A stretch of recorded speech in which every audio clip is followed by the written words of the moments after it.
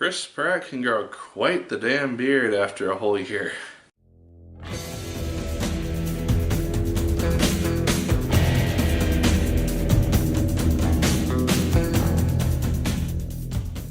Hello once again, watchers of good movies. My name is Nick Pell, and this is once again coming from my apartment. Now today we are going to be talking about the film Passengers. This is a film starring Chris Pratt and Jennifer Lawrence in the two main lead roles. The premise of this film is that Chris Pratt's character named Jim, he wakes up mysteriously, just unexpectedly, during a 120-year in space flight to a new planet, where he and 5,000 other humans are journeying to go and live on. When he wakes up 90 years too early, he basically has to live on a ship for a year all on his own.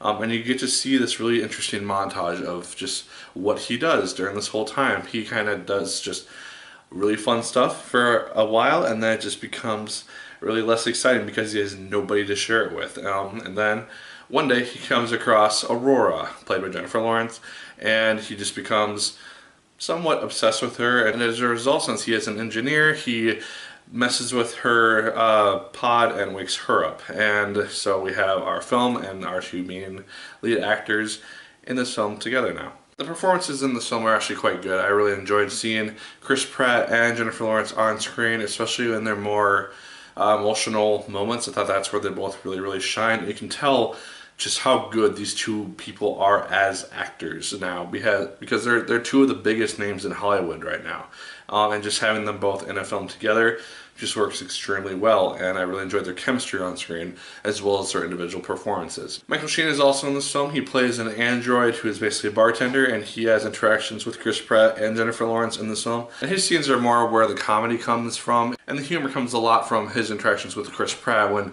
Chris Pratt is trying to ask him deep philosophical questions which humans could relate to, and he's just like, that's not a robot question, I can't answer that.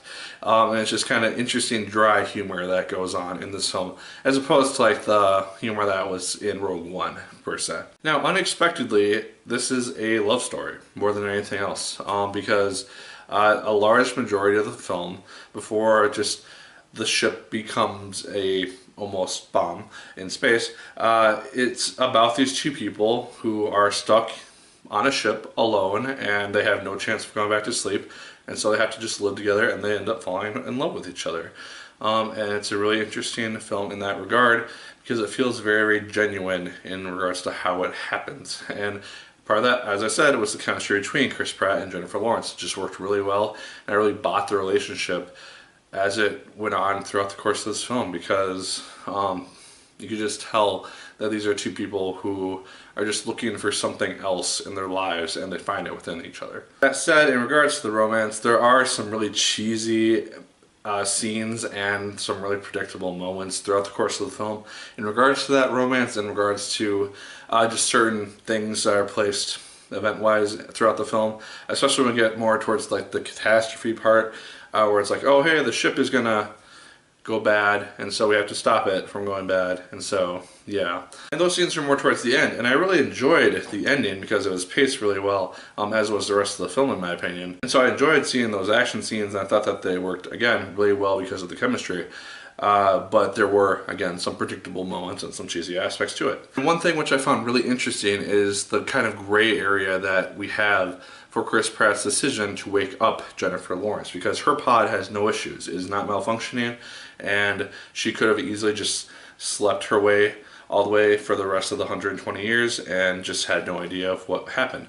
But because Chris Pratt found her, became somewhat obsessed with her, and decided to wake her up so he could have something of a companion during his life sentence on the ship, essentially, it becomes kind of a gray area, because you understand kind of why he does it. They say, or the reference they used one time in the film, is that a drowning man is always going to cling to someone else to go down with him. And so while it's not the best decision that he made, because he basically sentenced Jennifer Lawrence's character to death, essentially, before she reached her destination and made the life that she was planning to live, you still understand where he's coming from at the point in his life where he makes that decision, because he goes to a very dark place at one point early on in the film.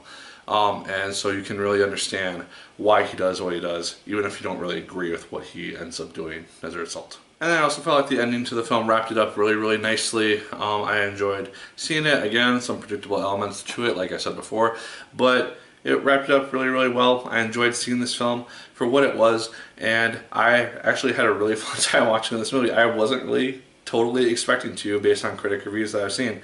I haven't read any, just Rotten Tomatoes scores, but yeah, I actually had a really fun time with this movie. It didn't really bore me at all. I was really interested in the story that it was telling. I really enjoyed seeing Chris Pratt and Jennifer Lawrence's characters and their chemistry on screen. Their chemistry drives this film. I think if it had been any two uninteresting characters and people who didn't really work that well together on screen, this would have been a bore fest for at least 90% of the film. It works so well because of these two characters, because they're so charming and fun to see on screen. That just works really, really well. So guys, those are just my thoughts on Passengers. Let me know yours in the comments down below. Did you like it as much as I did? Did you hate it more than I did? Let me know. Like, favorite, comment, and subscribe. Once again, if you so choose, I'd appreciate it immensely. And as always, my people, my name is Nick Pell. And once again, keep on watching.